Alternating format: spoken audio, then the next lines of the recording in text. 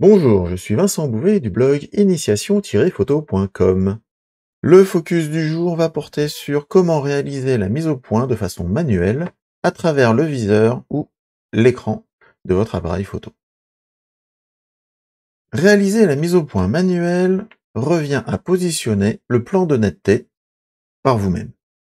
Cette opération est délicate et nécessite de la précision. Pourquoi est-elle délicate? C'est que ceci va en partie dépendre de votre objectif et du débattement que vous propose la bague de mise au point de celui-ci. Or, de plus en plus avec les nouveaux objectifs, le débattement de cette bague est devenu très faible et souvent inférieur au quart de tour, ce qui implique que dès que vous allez à peine la toucher, le déplacement du plan de netteté va être très conséquent.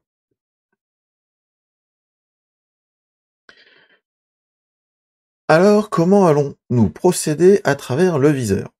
C'est pas parce qu'on a désactivé l'autofocus que l'indicateur de netteté n'est pas fonctionnel. Au contraire, il reste fonctionnel et vous donne des informations précises.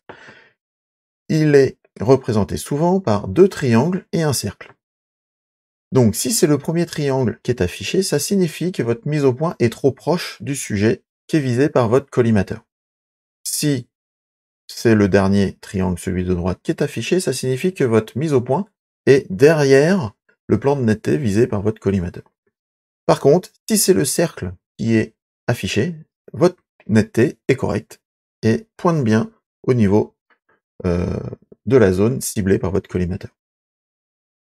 Il est important de comprendre que ce plan de netteté est la distance qui sépare l'endroit où vous avez la netteté du plan de votre capteur. Et donc, si vous déplacez et si vous n'êtes pas assez stable au niveau de votre maintien de votre appareil photo, ce plan de netteté va se déplacer lui aussi. Donc, il va falloir être très stable lors de la réalisation de votre mise au point.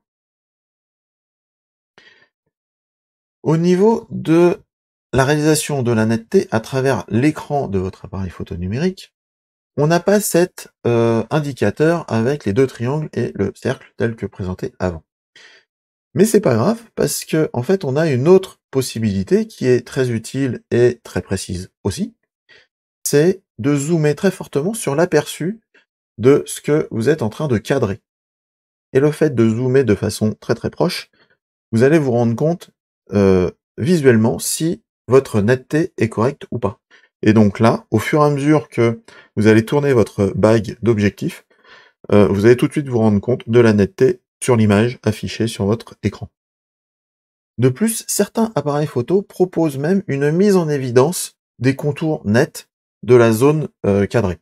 C'est-à-dire que là, vous allez avoir, soit avec une couleur différente, soit avec une surbrillance, la vision de quels sont les contours qui sont nets, en plus de la vision par vous-même de l'écran.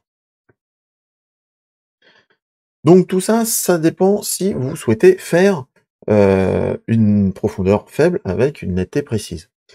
Une autre astuce, c'est justement de ne pas se préoccuper de cette notion de netteté ponctuelle ou précise, et au contraire, on va utiliser l'hyperfocale qui est un réglage qui permet d'être net de l'infini jusqu'au plan le plus proche possible en fonction de la longueur focale de l'objectif que vous utilisez et du réglage de l'ouverture que vous allez paramétrer dans votre appareil photo.